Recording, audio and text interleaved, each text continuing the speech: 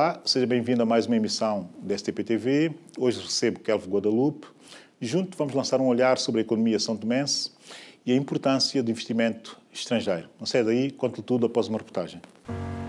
São Tomé e Príncipe é abençoada com uma excelente localização. A sua população vive em paz e em democracia. O novo governo, com maioria absoluta no Parlamento e liderado por Patrício Trovoada, tem vindo a apostar na promoção do país e na captação de investimento internacional. Agora é o melhor momento para São Tomé e Príncipe fazer crescer a sua economia. O STEP-IN 2015 é um passo nessa direção. O governo convidou os seus parceiros de desenvolvimento e da comunidade e investidores privados para juntar as mãos e participar nesta fase emocionante de construção da nação. O desafio foi aceito e nos dias 14 e 15 de outubro vai realizar-se em Londres uma enorme conferência em que o país será promovido junto de investidores privados e públicos. Saiba mais em www.stepinconference.com. Como disse, o meu convidado é um economista, tem um mestrado sobre reformas económicas em São Tomé e Príncipe. Eu sei mais ou menos o que ele pensa e como ele pensa o país. E foi por isso que o convidei. Aliás, já estou a convidá-lo há algum tempo. Finalmente foi possível. Enfim, uma questão de oportunidade e de tempo também. Oportunidade muito clara porque estamos em cima do STEP-IN, a Friendly Country, essa conferência de investimento sobre São Tomé e Príncipe vai ocorrer em Londres, 14 e 15 de outubro. E vamos falar sobre isto tudo e tentar fazer com que daqui, desta conversa descontraída, saia algo de útil, alguma luz, mesmo pequenina, sobre o momento que o país, São Tomé e Príncipe, vive. Kelvin Guadalupe, obrigado por estares aqui. Eu desde já agradeço a Abílio Neto pelo convite. É uma honra estar cá contigo. Falando sobre um olhar sobre a economia santomense, eu quero certamente retratar dessa situação como uma causa em efeito. A nossa economia, como sabe, é uma economia muito vulnerável a choques exógenos, ou seja, choques externos, dado a dependência que nós temos com o exterior.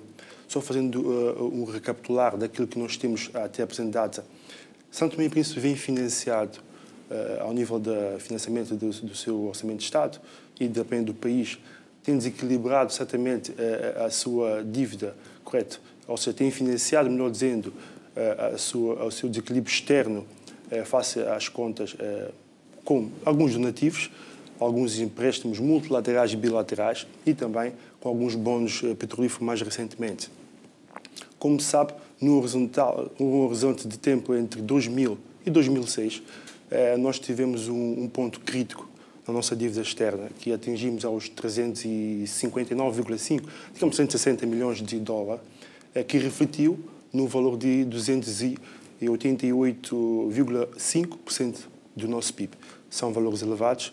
Estamos a falar, naquela altura, de quase 12 a 13 orçamentos de Estado ao nível deste valor. Nós, posteriormente, em 2007, beneficiámos de uma iniciativa, que são duas iniciativas, uma que é a EPIC, que ajuda aos países pobres altamente endividados, e o MDRI, que é um alívio multilateral da dívida. Nesse sentido, essa ajuda e este alívio afetou não só o capital em dívida, mas também como os juros associados a esse capital. Conseguimos fazer uma redução da nossa dívida para o valor de 110 milhões em 2007, que refletiu ao valor de 60% do nosso PIB. Como sabe, como eu disse ao princípio, o país é muito dependente. O país, com a política de redução de pobreza, acabou por voltar a contratar novos créditos. Até 2010, nós temos novamente, a dívida voltou a aumentar. Nós atingimos aos 156 milhões, 75% do nosso PIB. Em 2012, atingimos os 221, que já é 81%, ou melhor, 85%, perdão, do nosso PIB. E em 2014 nós atingimos os 233 milhões. Sabe-se que a iniciativa EPIC beneficiou bastante o país. Neste momento, ao nível da dívida pública, só o Governo Central é que tem esta dívida. As empresas públicas já foi reduzido certamente consideravelmente essas dívidas. Neste momento, um dos maiores nossos credores ao nível bilateral, nós aparecemos como Angola, como um dos maiores credores de São Tomé e Príncipe, e posteriormente Portugal. Já não é novidade para ninguém, Angola, porque sabe-se que muito recentemente o antigo governo, com a iniciativa de poder financiar o seu orçamento de Estado, pediu um crédito a Angola por volta de 150 milhões de dólares, que certamente com uma taxa de juros superior àquilo que era estipulado pelas instituições Bretton Woods, nomeadamente o FMI. Sabemos que isso fez certamente aumentar as nossas dívidas num valor considerável. Neste momento, o país tem passado por algumas dificuldades, mas isso tudo é uma causa e efeito, como indiquei. Porquê? Se nós olharmos para o nosso sector produtivo, vamos olhar para o nosso sector primário. O nosso sector primário é um sector ainda muito fraco a nível de produção. Neste momento, nós temos a produção de cacau, que tem tido um aumento considerável ao nível de produção e também de exportação, devido ao valor do commodity que tem aumentado ao nível do preço de cacau. Ao nível de pesca e outro resto, tem sido ainda muito insignificante para o nosso PIB. Falando do sector secundário, é insignificante, podemos dizer que é insignificante, mas há uma maior necessidade do governo, do país, tentar fazer uma criação de sinergia entre o sector primário e o sector secundário. Por exemplo, nós temos neste momento plantação de baunilha, plantação de pimenta e cacau. Neste momento, o nosso cacau tem sido muito valorizado no mercado internacional, mas é importante que nós possamos criar mais valias. Nós temos que parar de fazer uma exportação a grosso. Ou seja, se nós queremos mais valias, se temos um produto final, certo? Ou seja, plantação, depois passa por uma refinação. E depois a transformação. Pronto, aqui a questão será, para acrescentar valor, terá sempre que passar por transformação local, ou seja, por industrializar obviamente, de alguma forma. Nós vamos fazer um marketing do país, ou seja, se tiver se tiver empacotado, tiver um label do país, certamente que o país vai ser conhecido por isso. Okay. E é importante que nós possamos fazer isso. Já lá vamos, eu percebo a tua ideia. Com certeza. E, aliás, é mais ou menos o mesmo que eu defendo, e aí estamos em grande consonância. Mas certo. Voltando atrás, fazendo um rewindzinho, certo. E fixando-nos na dívida, sobretudo na dívida externa, aqui há dois momentos em cima da hora, digamos, que estão agora na ordem do dia.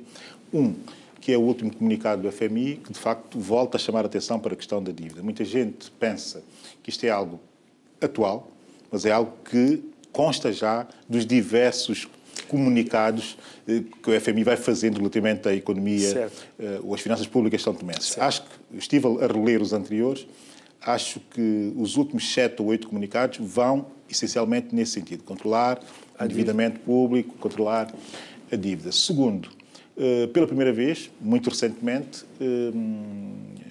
o atual governo, decidiu pela emissão de títulos da dívida pública são tomense. Bem, portanto, estamos aqui com esses dois momentos. O FMI a pedir contenção e o governo a emitir títulos, a titularizar a dívida ou financiados de forma alternativa, não é? É uma novidade e é, de facto, como eu disse, uma alternativa.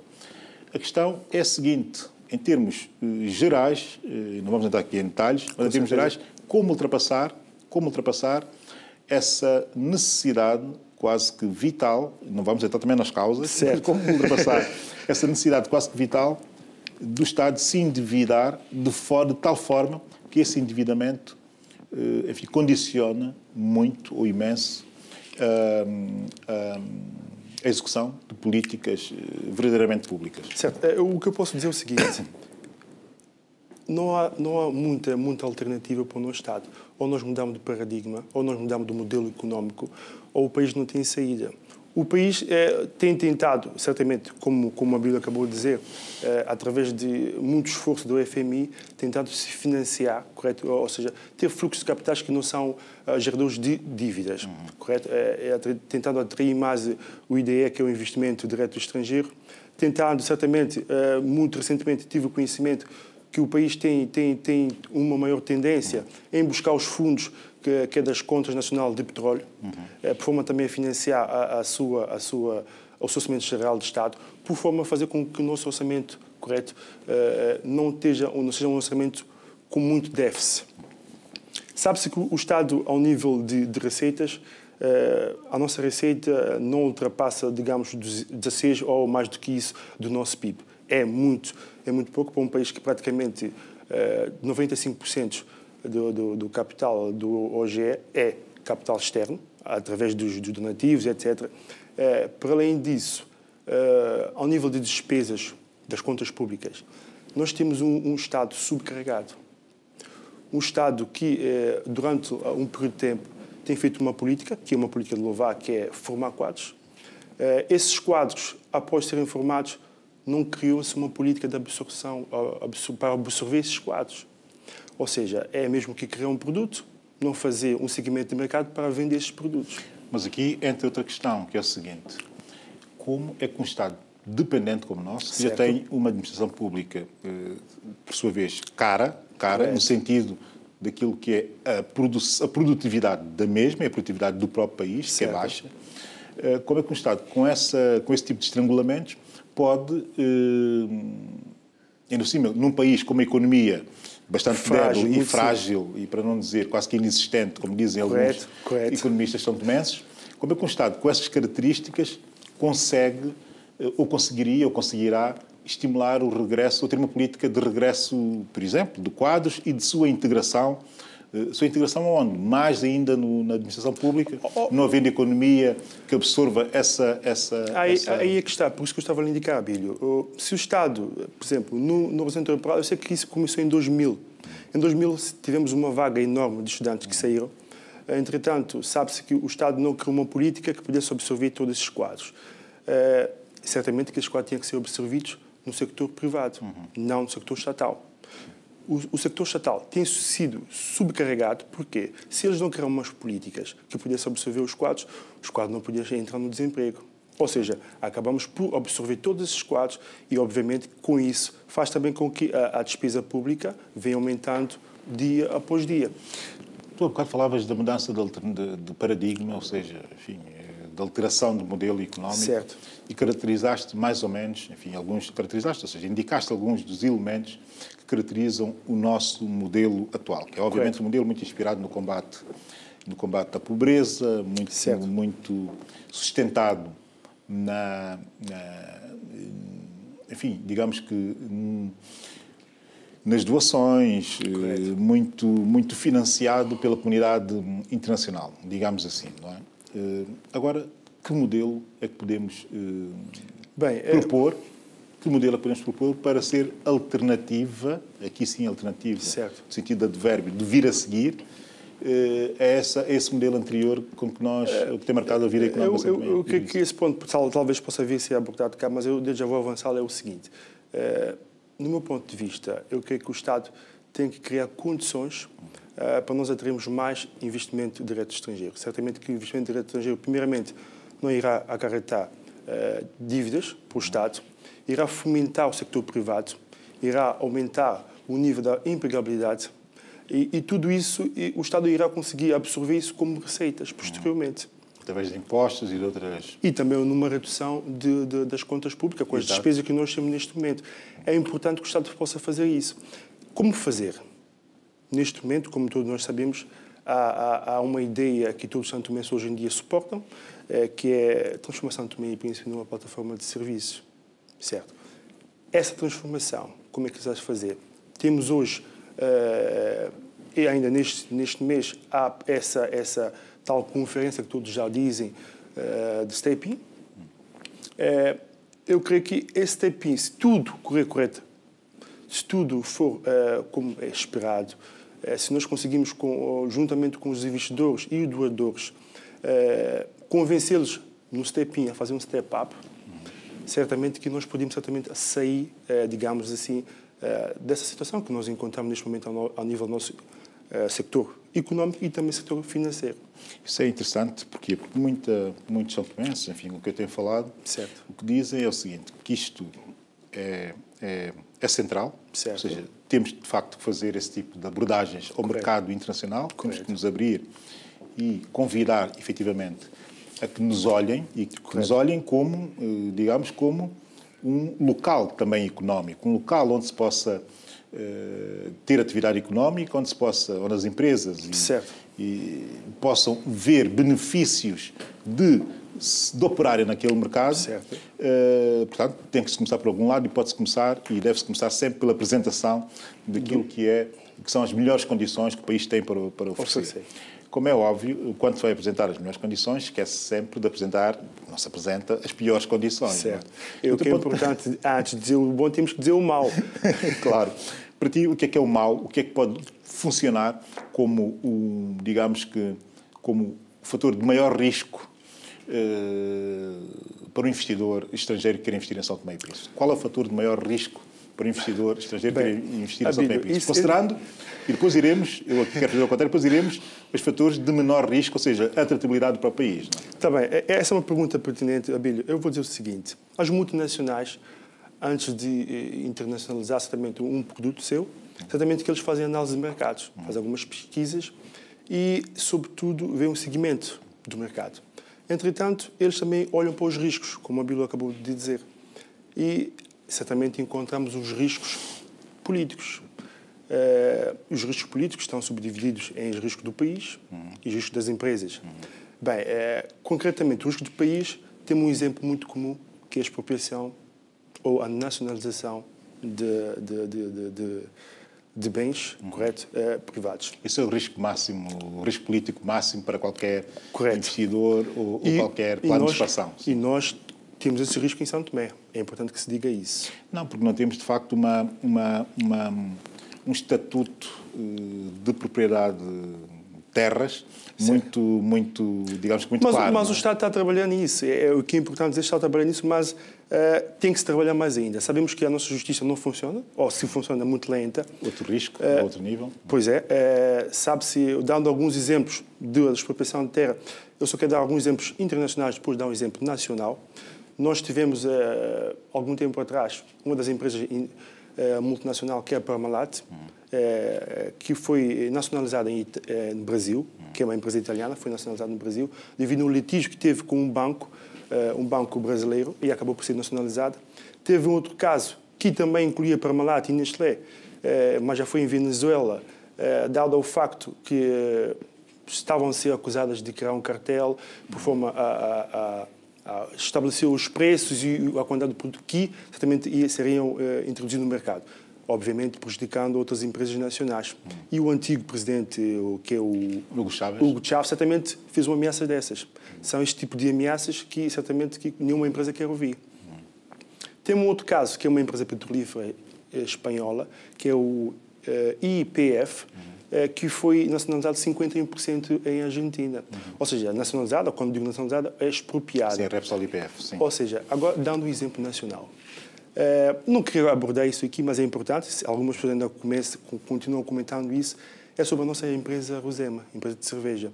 Sabe-se que teve um litígio entre o Estado e o empresário angolano, o Melo Xavier, que sim seja o Melo Xavier, e a empresa acabou por ser, digamos, expropriada e dado a gestão da empresa a um nacional. Certamente são situações preocupantes para um país. Uma outra situação, que não seria muito a nacionalização ou a expropriação, mas seria a situação que aconteceu com mais um empresário angolano, que nesse sentido foi a Unitel, após ter a concessão de um edifício para operarem, quase na inauguração, o tribunal volta atrás dizendo que já não tinham essa possibilidade de continuar o edifício. Sim, por recurso. Tu crias aqui um quadro que é, de facto, o risco mais forte que o país tem. Obviamente. Esse e o risco de segundo nível, que seria sempre, e é sempre um risco clássico, que é o da estabilidade político-governativa. Mas esse vamos supor que esteja ultrapassado, porque sobre esse temos algum controle. Deixa-me só terminar... soberania. Deixa-me só te dizer o seguinte, Abílio. Para além disso, temos também o risco das empresas, que engloba só empresas em específico. Ou seja, aqui estamos mais a jogar entre os jogos de interesse entre o governo e as empresas. Jogo de interesse como? Por exemplo, se o governo tiver uma política de equilíbrio ao nível da sua balança comercial e a empresa em si tiver uma política de uma maior importação. Vão chocar já um choque de interesse. Se a empresa tiver a fazer uma restrição orçamental e o Estado aumentar o salário mínimo, já é um choque de interesse. Ou, por exemplo, um choque de interesse também que nós tivemos em São Tomé é na situação da gestão de recursos humanos. Como sabe, a empresa francesa que está a operar em São Tomé neste momento, que faz a implantação de palmeiras para a extração de óleo de palma, após, creio que foi o governo de 2012, 2013, houve um choque de interesse quando alegaram que a empresa estava a fazer uma má gestão do espaço ao qual foi concedido à empresa. Ou seja, são este tipo de choque de interesse que as empresas não querem ouvir. E em São Tomé ainda temos algumas fragilidades dessas. Ou seja, na possibilidade de uma empresa operar em São Tomé e Príncipe, se ela faz um acordo com o governo, se amanhã aparecer outro governo, será que o governo vai respeitar essas condições todas que já foram estipuladas? São esse tipo de coisas que é importante. Nós verificamos também a política fiscal. Se um país, por forma certamente a aumentar o seu imposto, por forma a arrecadar mais receitas, se não ir em conta com a política correta também orçamental da empresa, que certamente qualquer empresa acaba por ser prejudicada quando no meio de uma expansão, de uma expansão. O exemplo mais concreto é cá em Portugal, nós sabemos disso. Todas as empresas, ao nível do TSU, quando foi aumentado, as empresas ficaram prejudicadas com isso. Em São Tomé, não diria muito isso, mas esse é um risco que nós podemos vir a correr. Certo? São este tipo de risco que eu creio que nós devemos evitar. Não, mas há o melhor estabilizador para esse tipo de riscos é sempre rever dando a certeza aos investidores, e eu digo rever o código de investimentos. Com certeza, é obviamente que sim também. E também a lei ou o código de benefícios fiscais. Ou seja, mexer neles dando a certeza de que haverá aqui uma estabilidade ou uma estabilização dos fatores da tratabilidade. Certo. Eu estou a dizer isso pela seguinte razão. Fizemos o quadro daquilo que são os aspectos críticos. Com certeza. Ou seja, onde está o risco e o risco maior, e tu foste muito real ou realista naquilo que acabaste de dizer. A minha questão é a seguinte: e se tivesses que vender o país, como é que o venderias? Se tivesses que vender as vantagens de se instalar em São Tomé e fazer negócios lá, seja em que setor for, não vamos estar aqui a ser muito específicos. Se tivesses que convencer o investidor a investir em São Tomé, ou a pôr lá o seu dinheiro, o que é que tu dirias? Bem, eu começo a dizer o seguinte: neste momento nós temos algo que neste momento joga a nosso favor, primeiramente, que no passado era visto como uma má coisa, digamos assim, que é a nossa dupla insularidade. Muito se tem falado disso. Hoje a dupla insularidade tem sido a favor de São Tomé, dado a segurança que nós temos. Para além disso, qualquer investidor também, para ir a São Tomé, sabemos que o nosso mercado é um mercado ainda muito pequeno para absorver grandes multinacionais. Certamente que os multinacionais, a irem para São Tomé, têm certamente que operar em São Tomé, mas está com a cara virada para outros lados, para outros mercados.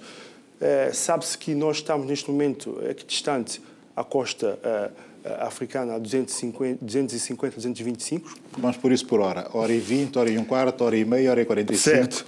Os principais mercados ali à nossa volta. Sim. Estamos a falar, neste momento, por volta de 350 milhões de consumidores. Países como Gabão, Guiné Equatorial, países como Nigéria, que é um nível de... Acrescenta Gana e também a Costa do Marfim, se quiseres. Obviamente que sim, que é um nível de poder de compra é muito superior a de São Tomé. Também podemos aconselhar Angola. Sim, Angola também. Angola também. Bem, Angola já entra, nem é preciso dizer que já Angola já entra nisso. Pronto, porque Angola... É quase que natural, não é? Pensar-se quando se fala nesse tipo de coisa. Pois, de facto. Entretanto, é importante que as multinacionais possam operar em São Tomé e Príncipe, mas sempre com vista nestes mercados. Estes mercados, ao nível financeiro, é superior a São Tomé e Príncipe. Estes mercados, ao nível de consumo, é superior a São Tomé e Príncipe, mas tem outras condicionantes. Estes mercados... Lá vamos nós os riscos. Aí está. Temos os riscos que estão associados a estes mercados. Sabe-se que o Golfo da Guiné tem sido muito procurado nos últimos tempos dado ao facto do Corno de África, nomeadamente em Somália, pirataria marítima, tem certamente condicionado os barcos a passar daquela área.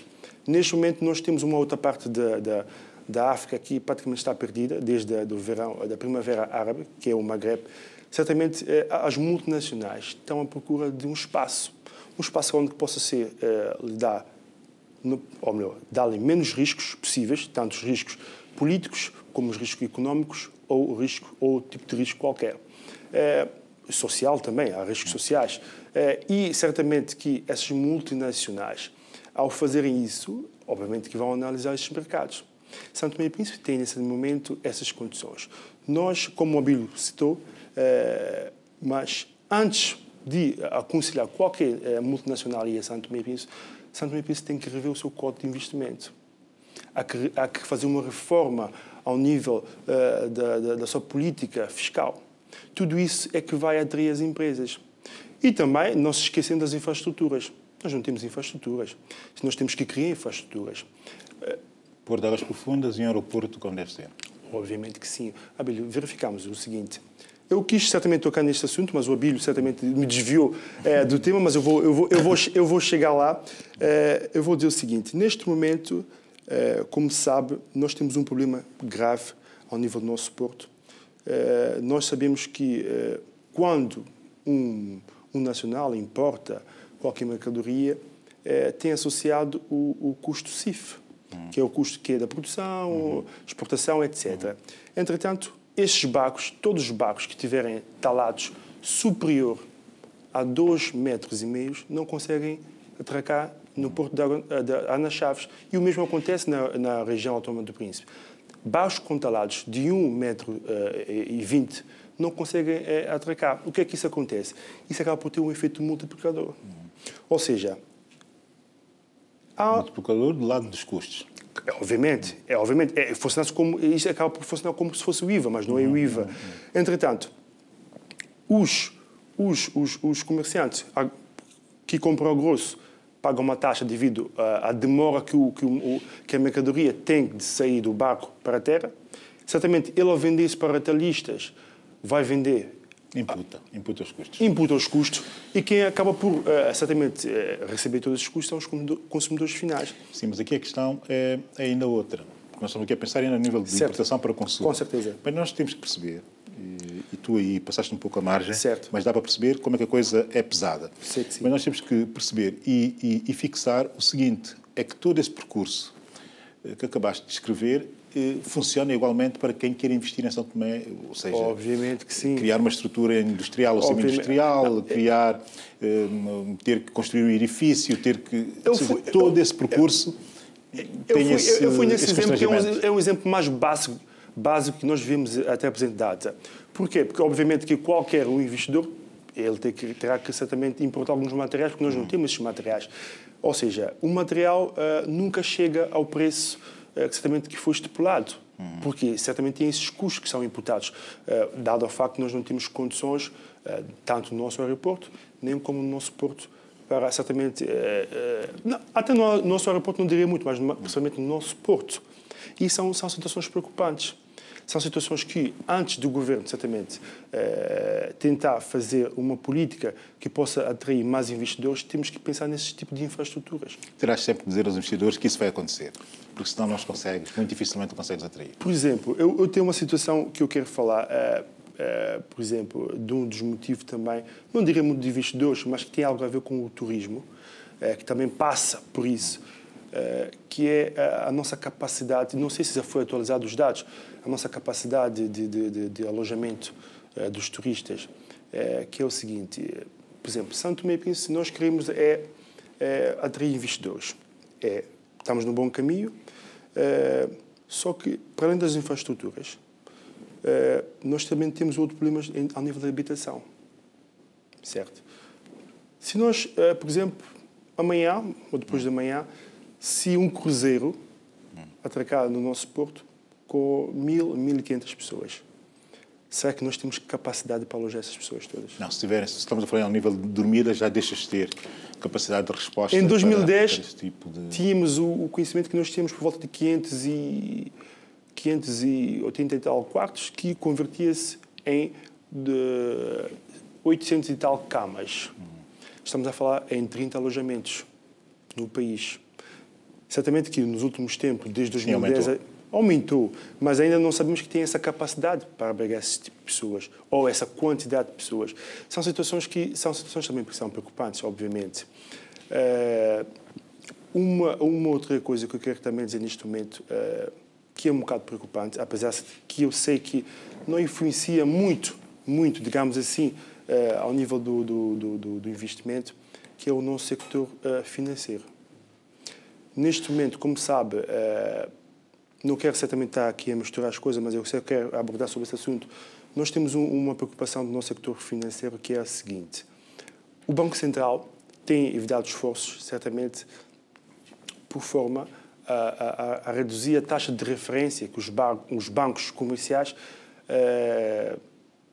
conseguem créditos junto aos bancos, ao banco, melhor dizendo, o Banco Central. Entretanto, sabemos que alguns bancos, ou um banco, que é um dos maiores bancos em São Tomé e Príncipe, neste momento tem se financiado noutros mercados, onde há excedentes. E, nesse sentido, quando o Banco Central reduz a sua taxa de referência para pontos como 10%, aparecem esses bancos com taxa de referência de 28%, 20%. Certamente que isso acaba por estrangular certamente o nosso modelo financeiro. Correto? É importante também que, antes de nós termos uma praça financeira, nós temos que, certamente, ter um modelo financeiro que possa funcionar. Mas tu, sem atividade económica, muito dificilmente um banco, sem atividade económica, sem uma classe empresarial sólida e consolidada, também não existe uma classe empresarial sólida e consolidada sem teres uma atividade económica intensa e uma dinâmica económica. Os efeitos, o efeito é sempre que vais contaminantes. Mas dizer o seguinte, a questão do preço do dinheiro, certo. A questão do preço do dinheiro é uma questão efetivamente crítica. Não nesse âmbito que estamos aqui a falar, a nível do investimento direto estrangeiro, porque essa gente traz a sua massa de capital e transfere-a, enfim, das suas fontes de financiamento, que normalmente são externas ao mercado local, correto. Mas ainda assim essa preocupação com o empresariado local. Obviamente que realmente ninguém pode fazer ou conceber ou fazer um business plan e conceber novos negócios com o dinheiro a custar, enfim, um quarto daquilo que é o capital investido. Isto não é possível na parte de cima do mundo. Obviamente que sim, mas isso também, eu digo o seguinte, isso são situações recorrentes. Como se sabe, no passado, os nossos bancos não tinham ainda um departamento de crédito de risco. E isso fez com que houve um acumulado de crédito mal pagado. As famílias endividavam no banco, não tinham informações, não havia cruzamento de dados entre os bancos e também o Banco Central. As empresas igual? Certamente que sim. Acabam por endividar noutros bancos. Obviamente que os bancos não suportam certamente essa situação. O mercado, o nosso setor financeiro não suportou isso. Sabe-se que tínhamos 8 bancos há algum tempo atrás. Neste momento, 2 dos bancos têm, nesse momento, a supervisão do Banco Central devido a não ter atingido as metas. Pois é, não ter atingido os rácios pretendidos. E tudo isso é preocupante. Tudo isso é preocupante e são situações que o país precisa certamente analisar. O país precisa de certamente organizar a casa antes de convidar os outros a vir à nossa casa, certamente que sim. Com certeza. Agora, aqui a coisa é a seguinte, é como organizar a casa sem que haja dinâmicas que nos obriguem a organizarmos. Isto porquê? Porque eu acredito sempre, e a história de pequenos Estados insulares como o nosso funcionam sempre com base em choques externos. Tem que haver a vontade interna, obviamente, e a estruturação interna, a reflexão interna e a execução também interna, mas os choques são sempre exteriores. E é interessante perceber que são sendo cidades pequenas que existe uma enorme capacidade de adaptação aos choques externos. No caso de São Tomé e Príncipe, nós somos um país muito conservador. Caracteriza-nos, de facto, isso. Somos conservadores e fazemos muita gala disso, não é? Mas a verdade é que, para fazermos coisas, para mudarmos de modelos, temos que pôr de lado esse nosso lado conservador. Porque temos que nos abrir e temos que virar... Eu creio que, no meu ponto de vista, já é algo social e cultural também. Mas, entretanto, o que eu devo dizer é o seguinte. Nós temos sido pressionados pela comunidade internacional em mudar. Ou nós mudamos, ou eles vão nos mudar. Tem havido, como eu indiquei ao princípio, tem havido um grande interesse da parte da comunidade internacional em poder operar, digamos assim, em São Tomé e Príncipe. Não é só porque o governo quer que haja uma plataforma de prestação de serviço, mas também porque a comunidade internacional... Até porque existe essa necessidade até na nossa região. Obviamente que sim. Nós não temos, digamos, ainda uma plataforma de prestação de serviço que possa certamente fazer uma ligação entre os continentes americanos, tanto o norte como o sul, e a África e outros lados. Esses interesses todos obrigam, nós temos que mudar. Agora, essa parte conservadora que eu digo de São Tomé e Príncipe, eu até não digo conservadora, eu digo mais que alguns, com interesse político, algumas elites políticas, apesar de não quererem abordar situações políticas, querem que o país continue como está, porque é uma forma, certamente, deles conseguirem, com a instabilidade do país, continuarem a fazer aquilo que eles costumam fazer até a presente data. Obviamente que, se nós tivermos, certamente, o país organizado, se conseguimos atrair os investidores, haverá uma maior pressão da parte dos investidores e da comunidade internacional para que o país possa funcionar corretamente ao nível político. Uma outra situação que eu quero também tocar, sem muito fugir do assunto, Abílio, é o seguinte, não sei se talvez o Abílio já tenha um conhecimento disso, São Tomé e Príncipe, nos últimos tempos, tem aderido a algumas convenções, como, por exemplo, a Convenção da Nova Iorque, que é a Convenção de UNCITRAL, que é a Comissão de União... Comissão de União... a Comissão, melhor dizendo, a Comissão Internacional Arbitral para o Comércio Internacional, que é também amiga. Sim. Certo, amiga. A amiga já é a agência multilateral de garantia de investimento. Oferece seguro de risco, por exemplo, aqueles que nós estamos a falar, para os investidores. Isso tudo também contribui de uma certa forma ao nível daquilo que possamos dizer que a atração dos investidores internacionais. As condições podem estar criadas, algumas delas. Certo. Interessa ir mais a fundo na criação de outras. Certo. Esse trabalho cabe, de facto, aos são tomenses internamente. Com certeza. E há boas perspectivas. As perspectivas são boas. Carlos Guadalupe, muito obrigado. Obrigado, eu. A missão continua com as notícias da semana.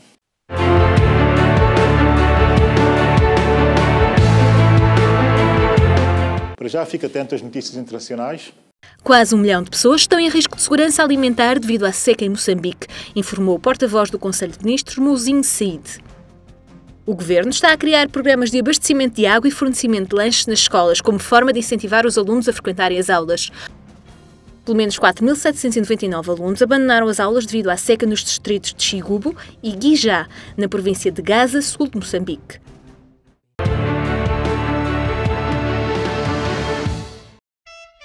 Todos os combustíveis estão mais baratos a partir desta quinta-feira em Cabo Verde, excepto o gás butano, que sofreu um ligeiro aumento do preço, anunciou a Agência de Regulação Económica. A diminuição do preço dos combustíveis tem a ver com a evolução em baixa registada a nível internacional nos meses de agosto e setembro. As descidas de preço variam entre 9% a 13% a cada litro. Segue-se o destaque da atualidade de São Tomense. Terminou esta quarta-feira em Lisboa mais um roadshow organizado pela Sol Trópico em parceria com a TAP SDP Airways, Pestana Hotels e Resorts e HBD Príncipe, com o objetivo de promover o destino São Tomé e Príncipe. A iniciativa, que começou em Coimbra e passou pelo Porto, contou com cerca de 300 agentes de viagens na totalidade dos 3 dias do evento. A minha sugestão para hoje é o CD, acho que era não sugerir, o novo e o primeiro CD de Tonecas Prazeres, Afrovung Project. Se eu já aconselhei, volto a aconselhar. Comprem e hoje são música São Tomé, sobretudo boa música São Tomé, música São Tomé muito bem feita. E o Toneca está, obviamente, parabéns por ter, enfim, conseguido, finalmente, pôr aqui fora um produto, chamar produto um CD, a mim custa-me, mas a verdade é que é um produto e um produto muito bom. Chegamos ao fim desta emissão. Antes de terminarmos, deixo-lhe a recomendação habitual para visitar o nosso canal no YouTube e no Facebook. Por hoje ficamos por aqui, mas temos encontro marcado no próximo sábado, às 18 horas. Eu sou a Abílio Neto e esta é a STP TV, a sua nova televisão.